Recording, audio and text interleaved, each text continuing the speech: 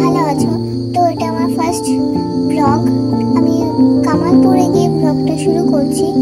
তো তোমরা তো সবাই জানো যে এখানে একটি বড় দুর্গা প্রতিমা প্রতিষ্ঠিত হচ্ছে।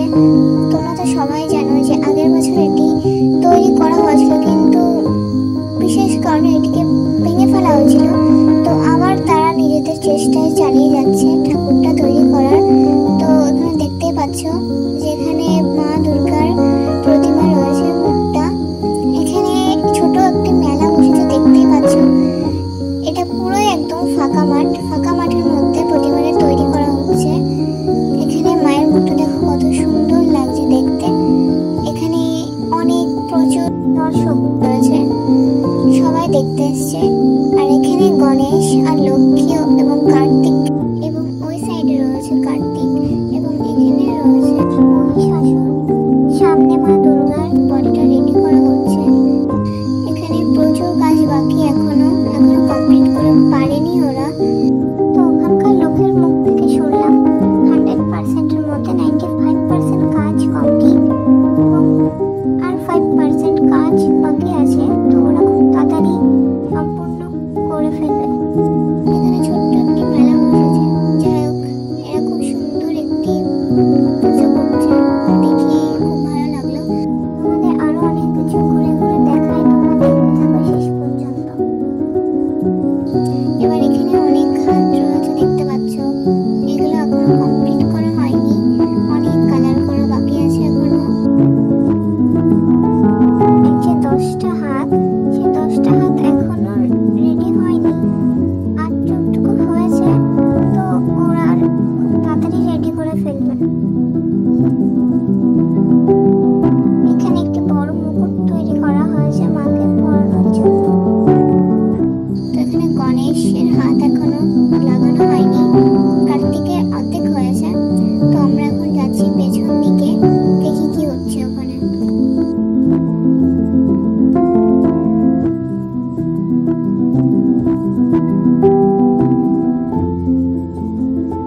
তো তোমাদের মায়ের মুখটা সামনে থেকে দেখাই।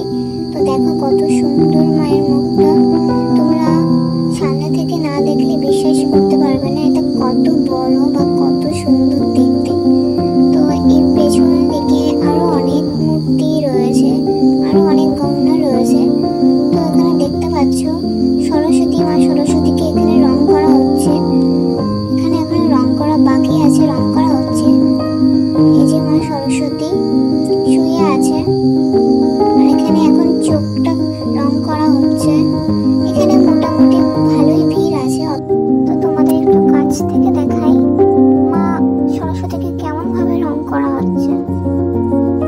আসলে এই প্রতিমাগুলো খুবই বড়।